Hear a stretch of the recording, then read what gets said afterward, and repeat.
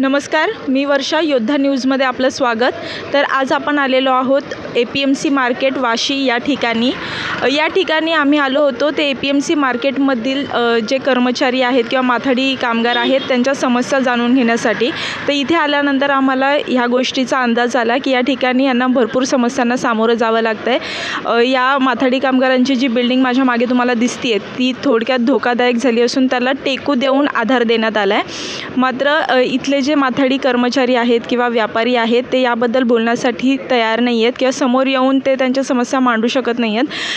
वरनं काय झालं काय करू, घरी बायका पोरं आहेत ते कामगार कोणी बोलू शकणार नाही कारण घाबरतात. व्यापाऱ्यांना पण विचारलं, व्यापारी बोलतायत पण ते असं होतं की आमचं इथे बोलून उपयोगच नाही आहे कारण ही गोष्ट प्रत्येक नेत्याला माहिती आहे. हो, सगळ्यांना माहिती आहे. पण मंत्री येऊन गेला इथं त्यावेळी वरनं दबाव आणला तर आम्ही आपलं बोलत नाही.